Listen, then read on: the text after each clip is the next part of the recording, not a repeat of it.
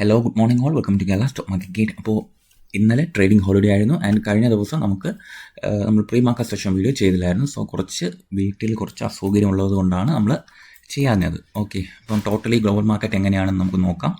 അപ്പം ഗ്ലോബൽ മാർക്കറ്റിലെ total view നമുക്ക് നോക്കുകയാണെങ്കിൽ ഡോ John's future and S&P 500 and Nasdaq totally ഇപ്പോൾ പോസിറ്റീവായിട്ട് ട്രേഡ് ചെയ്യുന്നത്. യൂറോപ്യൻ മാർക്കറ്റ്സ് ഒരു പോസിറ്റീവ് ട്രെൻഡ് നിലനിർത്തുന്നതായിട്ട് നമുക്ക് കാണാൻ കഴിയുന്നുണ്ട്. നമ്മുടെ ഗിഫ്റ്റ് നിഫ്റ്റി മോസ്റ്റ്ലി 400 പോയിന്റ്സിൻ്റെ അപ്സൈഡാണ്. സോ കഴിഞ്ഞ 2 മാസത്തെ ഒരു അനുഭവം കൊണ്ട് ഇപ്പോൾ ഇങ്ങനത്തെ അപ്സൈഡുകളിൽ നമ്മൾ ഭയങ്കരമായിട്ടൊന്നും ഹാപ്പി ആവാറില്ല, അല്ലേ? നല്ലൊരു അപ്സൈഡ് വരുന്നുണ്ടെങ്കിൽ ഗിഫ്റ്റ് നിഫ്റ്റി അപ്പായിട്ടുണ്ടെങ്കിൽ അത് അന്നത്തെ ദിവസം തന്നെ നെഗറ്റീവിലോട്ട് പോകുന്നതാണ് നമ്മൾ കാണുന്നത്.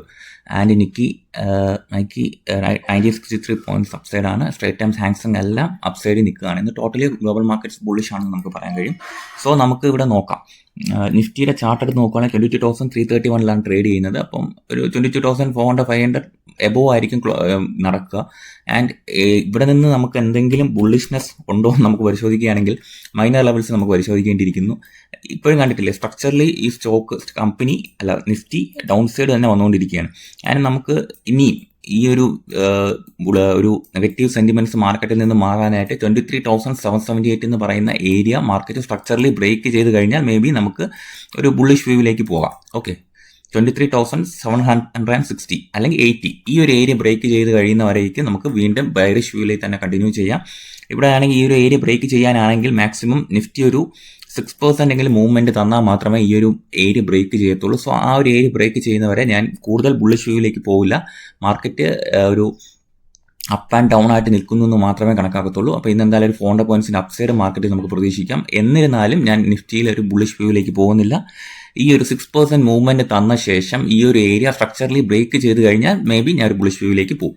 ഓക്കെ, അല്ലാത്ത പക്ഷം നമുക്ക് എന്തായാലും ഒരു കെയർഫുൾ സിനാരിയോ കണ്ടിന്യൂ ചെയ്യണമെന്നാണ് ഞാൻ പറയുന്നത്. ആൻഡ് നിഫ്റ്റിയുടെ ഒരു ഡിമാൻഡ് സോണായിട്ട് ഞാൻ കണക്കാക്കുന്നത് 21,750 എന്നുള്ള റേഞ്ചാണ്. ഈ ഒരു റേഞ്ചിലായിരിക്കും മാർക്കറ്റിൽ കുറച്ചും കൂടെ ഒരു ബുള്ളിഷ് പോസിബിലിറ്റി ഞാൻ കാണുന്നത്.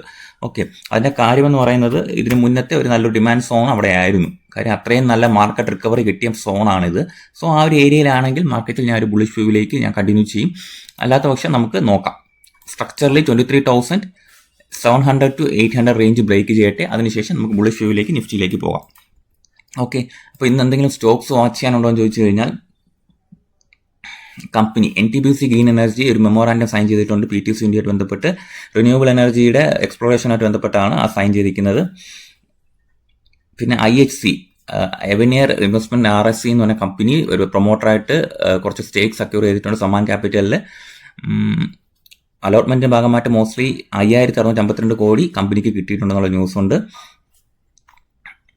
പിന്നെ ഗ്രാനുവൽസ് ഇന്ത്യയുടെ കമ്പനിയായ ഓൺ സബ്സിഡറിയായ ഗ്രാനുവൽസ് ലൈഫ് സയൻസിൽ USFDA ഇൻസ്പെക്ഷൻ നടന്നിട്ടുണ്ടായിരുന്നു. തെലങ്കാനയുടെ പ്ലാന്റിലാണ്.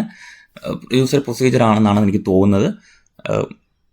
ഓക്കെ, പിന്നെ ഇൻഡിഗോയുടെ അപ്പോയിൻമെന്റ് ന്യൂസ് ഉണ്ടായിട്ടുണ്ട്. ഇൻഡിഗോ അറിയാം, ഒരുപാട് പ്രതിസന്ധികളെല്ലാം കഴിഞ്ഞ് ഇപ്പോൾ ഇൻഡിഗോ ഏവിയേഷൻ തിരിച്ചു വരാനുള്ള ശ്രമം നടത്തിക്കൊണ്ടിരിക്കുകയാണ്. വില്യം വാൾഷിനെ ചീഫ് എക്സിക്യൂട്ടീവ് ഓഫീസറായിട്ട് അപ്പോയിന്റ് ചെയ്തിട്ടുണ്ട്. മോസ്റ്റ്ലി 2026 ജൂലൈ 31 കൺക്ലൂഡ് ചെയ്യുന്നത്. ഓക്കെ, പിന്നെ ഭാരത് എയർടെലിന് പുതിയ ഇൻവെസ്റ്റ്മെന്റ്സ് വന്നിട്ടുണ്ട്.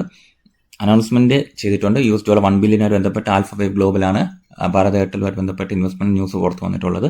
അപ്പോൾ ഇങ്ങനെ കുറച്ച് ന്യൂസുകളൊക്കെ ഉണ്ട്. എന്നാലും മാർക്കറ്റ് ഒന്ന് അപ്സൈഡ് ആവട്ടെ, അതാണ് നല്ലത്. നമ്മൾ കൂടുതൽ ന്യൂസ് ബേസ്ഡ് ട്രേഡുകളൊന്നും ഇങ്ങനത്തെ മാർക്കറ്റിൽ എടുക്കാതിരിക്കുന്നതാണ് ബെറ്റർ. ആൻഡ് എൻ്റെ പൊസിഷൻസ് എല്ലാം ഓൺഗോയിങ് ആണ്. അതൊക്കെ ഞാൻ അവിടെ തന്നെ വെച്ചിട്ടുണ്ട്. എല്ലാം കൺട്രോൾഡ് പൊസിഷൻ ആയതുകൊണ്ട് തന്നെ ഞാൻ എല്ലാം വെയിറ്റ് ചെയ്യുകയാണ്, നമുക്ക് നോക്കാമെന്നുള്ള രീതിയിൽ. പിന്നെ മീഡിയം ടേംസ് എല്ലാം അതേപോലെ ഹോൾഡ് ചെയ്യുന്നുണ്ട്.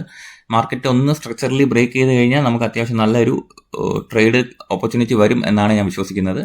ആൻഡ് ഞാൻ ചെറിയൊരു ട്രേഡ് എടുത്തത് MTAR ടെക്കിലാണ്. ഞാൻ ഈ ഒരു ഏരിയയിൽ ഹോൾഡ് ചെയ്യുന്നുണ്ട്, കുറച്ച് ചെറിയ ക്വാണ്ടിറ്റി. എന്തായാലും നമുക്കിത് നോക്കാം. MTAR ടെക് ടാർഗറ്റ് അടിക്കില്ല എന്നുള്ള കാര്യമൊക്കെ നമുക്ക് നോക്കാം. അപ്പോൾ കൂടുതൽ കാര്യങ്ങൾ നമുക്ക് ടെലിഗ്രാം ചാനലിൽ ആക്റ്റീവായിട്ട് മാർക്കറ്റ് എത്തുമ്പോഴത്തേക്കും നമുക്ക് ഡിസ്കസ് ചെയ്യാം. സോ നമ്മുടെ ടെലിഗ്രാം ചാനലിൽ മോസ്റ്റ്ലി 100+ സബ്സ്ക്രൈബേഴ്സ് ആയിട്ടുണ്ട്. അപ്പോൾ ഇതുവരെ ജോയിൻ ചെയ്തിട്ടില്ലാത്തവർ ജോയിൻ ചെയ്യുക. അപ്പം നല്ല രീതിയിൽ മാർക്കറ്റ് വരുമ്പോഴത്തേക്കും വളരെ ആക്റ്റീവായിട്ട് ഞാൻ മുമ്പോട്ട് കൊണ്ടുപോകുന്നതായിരിക്കും. അപ്പോൾ ഇതുവരെ ജോയിൻ ചെയ്തിട്ടില്ലാത്തവർ ജോയിൻ ചെയ്യുക. നോട്ടിഫിക്കേഷനൊക്കെ ഒന്ന് മാറ്റിയിട്ടേക്കുക. അപ്പോൾ നിങ്ങൾക്ക് നല്ല ട്രേഡിംഗ് ഓപ്പർച്യൂണിറ്റീസ് വരുമ്പോഴത്തേക്കും നമുക്ക് കൂടുതൽ മാർക്കറ്റ് കുറച്ചും കൂടെ നല്ല രീതിയിൽ വരുമ്പോഴത്തേക്കും നമുക്ക് നല്ല രീതിയിൽ ചർച്ച ചെയ്യാവുന്നതാണ്. Okay, so thank you.